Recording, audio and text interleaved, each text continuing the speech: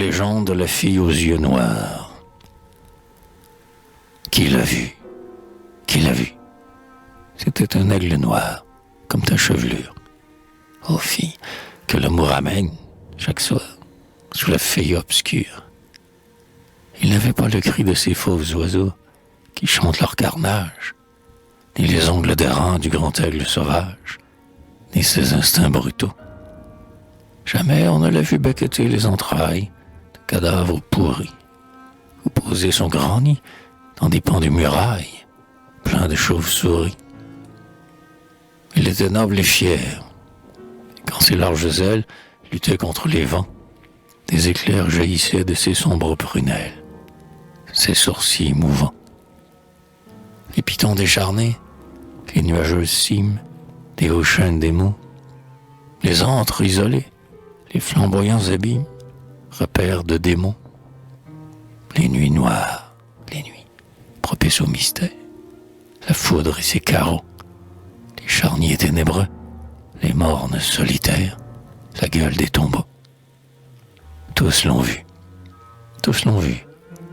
Parfois de flammes bleues, ses plumes se couvraient. Parfois, de spectres blancs frémissant de queue, de leurs bras l'entouraient.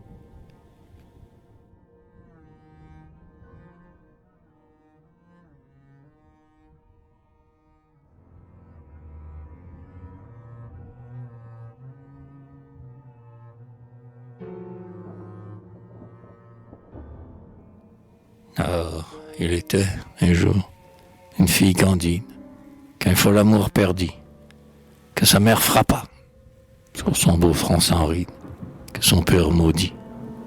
Et souvent elle errait, le soir, au clair de lune, portant son âme aux cieux, quand un beau cavalier qui la vit sur la dune lui dit: Vierge aux 12 yeux, que me demandes-tu pour être à moi, la belle?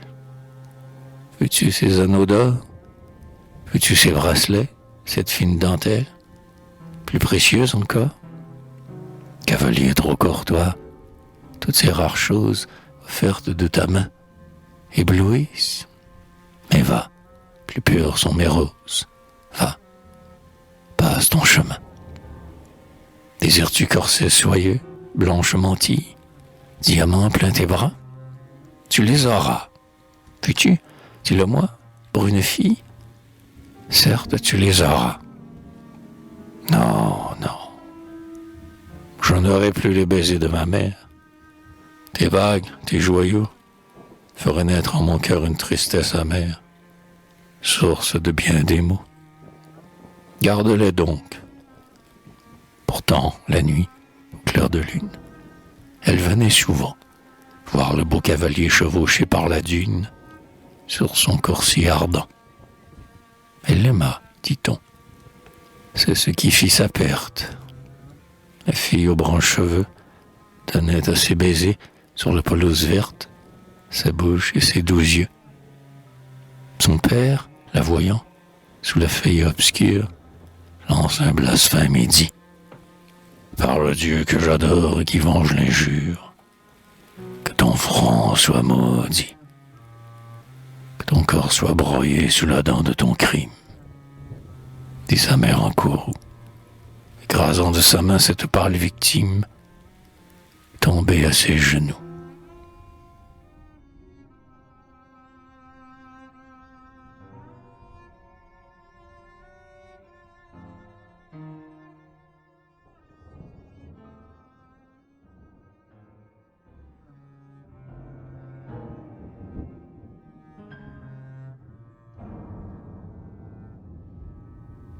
Leur voix dut s'élever jusqu'aux pieds du grand maître, puisque, le lendemain, on vit des eaux, noircies par la foudre peut-être, joncher le grand chemin.